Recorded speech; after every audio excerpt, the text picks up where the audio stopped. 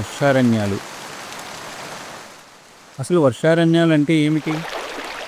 ఒక సంవత్సరంలో 200 సెంటీమీటర్ల కంటే ఎక్కువ వర్షపాతం ఉండే అడవులను రెయిన్ ఫారెస్ట్స్, వర్షారణ్యాలు అంటారు.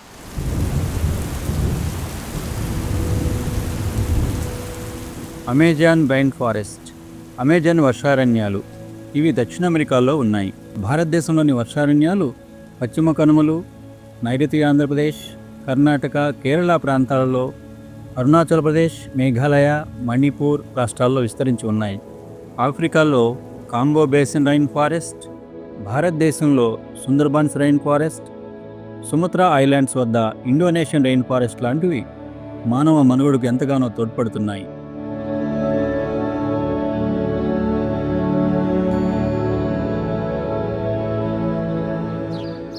ఇవి జీవ వైవిధ్యానికి నిలయాలు. 25% ఔషధ మొక్కలు, ప్రపంచంలోని జీవజాలంలో 50% వరకు ఈ వర్షారణ్యాలలోనే ఉంటాయంటేనే మనం అర్థం చేసుకోవచ్చు వీటి గొప్పతనం ఏమిటో. నీటి వనరులు, వాతావరణ నియంత్రణ, భూమి కోతకు గురికాకుండా కాపాడడం ద్వారా పర్యావరణ సమతుల్యతను కాపాడడంలో ఇవి చాలా కీలక పాత్ర పోషిస్తున్నాయి. ప్రపంచ జనాభాకు అవసరమైన ఆక్సిజన్లో సుమారు 20% అమెజాన్ రైన్ ఫారెస్ట్ నుండే లభిస్తుంది.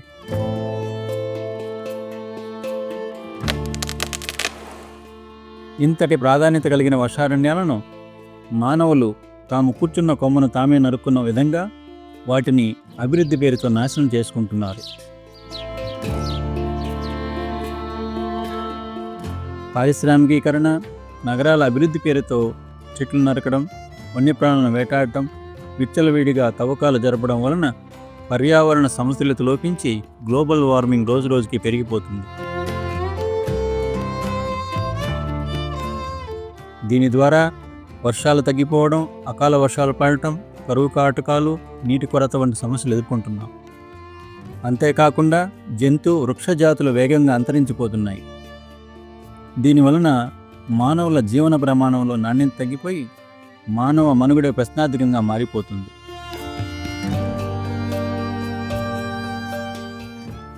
శ్రీ రామచంద్ర మిషన్, హార్ట్ఫుల్నెస్ సంస్థ ఒక పర్యావరణ పరిరక్షణ యజ్ఞాన్ని ప్రారంభించింది. మహబూబ్నగర్ జిల్లా చేగూరు దగ్గర ఎండి బీడువారిన 300 ఎకరాల భూమిని హార్ట్ఫుల్నెస్ సంస్థ అతి తక్కువ సమయంలో ఒక అద్భుతమైన ప్రశాంతతకు నిలవైన కాన్హా శాంతివనం అనే పర్యావరణ అనుకూల గ్రామాన్ని నిర్మించింది. హార్ట్ఫుల్నెస్ మార్గదర్శి అయిన దాజీ ఆధ్వర్యంలో దేశ విదేశాల నుండి వచ్చిన వేలాది మంది వాలంటీర్ల సహకారంతో లక్షలాది మొక్కలను నాటడంతో అక్కడ 500 మిల్లీమీటర్ల నుండి 600 మిల్లీమీటర్లు పడే వర్షపాతం కాస్త 3 రెట్లు పెరిగి 2500 నుండి 3000 మిల్లీమీటర్లకు చేరుకుంది. Ever since we came here, there is nothing but cooperation from Mother Nature.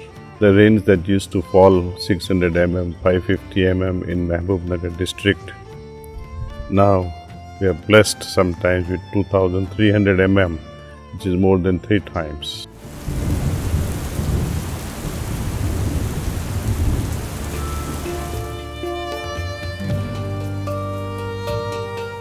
అనేక రకాల పక్షులు, జీవజాతులు అక్కడికి ఆకర్షించబడి ఆ ప్రదేశ రూపురేఖలనే మార్చివేసింది.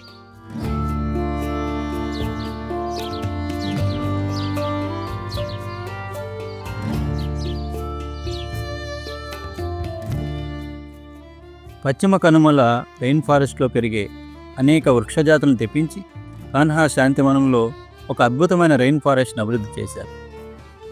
We create a 1-acre forest of rainforest and provide artificial rain. Just have 2-3 rain guns, and during only extreme heat or extreme summer times, you turn them on only for 5 to 10 minutes in the evening, and that takes care of their needs. అంతేకాకుండా అంతరించిపోతున్న అనేక వృక్షజాతులకు జీవం పోయాలనే సంకల్పంతో ఒక tissue culture ల్యాబ్ను ఏర్పాటు చేసి చెట్టు యొక్క కణాన్ని సేకరించి దాని ద్వారా లక్షలాది మొక్కను సృష్టించి దేశవ్యాప్తంగా పంపిణీ చేయడం జరుగుతుంది. मुझे बताया गया है कि आप इस क्षेत्र में लाखों वृक्ष लगाकर एक हरा भरा जंगल भी तैयार कर रहे हैं। यहाँ पानी की एक एक बूंद भी बर्बाद नहीं होती।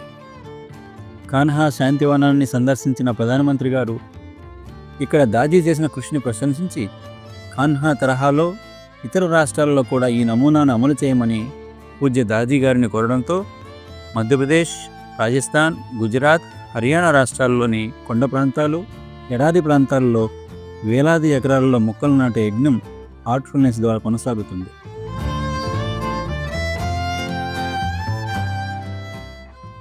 ఆధ్యాత్మిక వికాసానికి, పర్యావరణ పరిరక్షణకు దాజీ చేస్తున్న కృషిని గుర్తించి పద్మభూషణ్ అవార్డుతో భారత ప్రభుత్వం సత్కరించింది.